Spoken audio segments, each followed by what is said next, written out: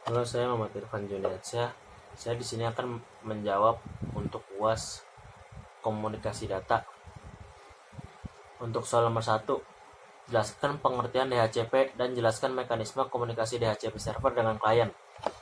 Nah, untuk pengertian protokol yang berbasis arsitektur, klien atau server yang dipakai untuk memudahkan penglokasian alamat IP dalam satu jaringan. Mekanisme pada saat komputer klien dihubungkan ke jaringan komputer tersebut akan merequest IP ke DHCP server. DHCP server menjawab dengan memberikan informasi terkait IP address ke komputer klien. Setelah menyumbangkan IP, DHCP server akan mencatat IP tersebut dalam daftar pool yang dia miliki dan menandakan bahwa IP tersebut sudah dipinjamkan ke salah satu klien. Namun, jika dalam daftar IP pool sudah tidak ada lagi nomor IP yang tersedia, maka si klien tidak akan mendapatkan nomor IP dari DHCP server. Dengan demikian, si klien tidak akan pernah bisa terhubung ke jaringan tersebut. Nah, setelah periode waktu tertentu, pemakaian IP address pada klien dinyatakan telah selesai, dan jika si klien tidak melakukan request ulang, maka nomor IP address tersebut akan dikembalikan kepada DHCP server yang meminjamkan. Nah, untuk soal nomor 2, di sini jelaskan apa yang dimaksud dengan subnetting dan berikan contohnya pada setiap kelas IP. Untuk pengertian, teknik memecah network atau jaringan komputer menjadi beberapa subnetwork yang lebih kecil. Contoh 1. Jaringan kelas A menggunakan MAC subnet default 255.0.0.0 dan memiliki 0127 sebagai oktet pertama mereka. Dan untuk yang kedua, jaringan kelas B menggunakan subnet max default 255.255.0.0 dan memiliki 128.191 sebagai oktet pertama mereka. Dan untuk yang ketiga, jaringan kelas C.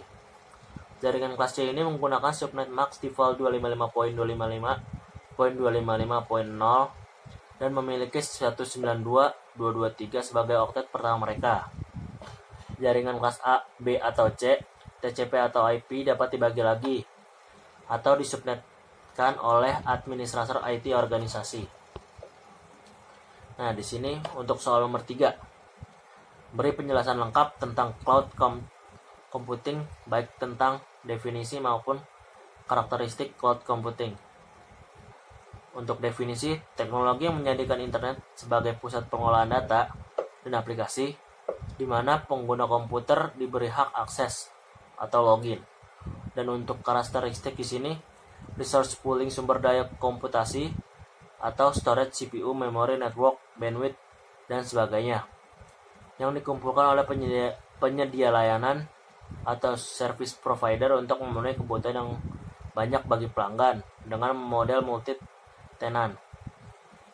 Nah, untuk broad network access kapabilitas layanan dari cloud provider tersedia lewat jaringan dan bisa diakses oleh berbagai jenis perangkat seperti smartphone, tablet, laptop, dan workstation. Nah, untuk resource service tersedia layanan untuk mengoptimasi dan memonitor layanan yang dipakai secara otomatis. Dan untuk rapid elasticity kapabilitas dari layanan cloud provider bisa dipakai oleh cloud consumer secara dinamis berdasarkan kebutuhan. Nah, untuk soal yang terakhir, nomor 4, yaitu jelaskan langkah-langkah yang diperlukan dalam membangun sebuah firewall. 1. Di sini ada 5 contoh. Contoh yang pertama, 1. Tentukan topologi yang akan digunakan. 2. Menentukan kebijakan atau polisi. 3. Menentukan service yang boleh atau tidak untuk dijalankan atau dilewatkan. 4. User yang menggunakan polisi atau kebijakan. 5. Menerapkan kebijakan, aturan, dan prosedur dalam menjalankan firewall. Itulah UAS dari komunikasi data.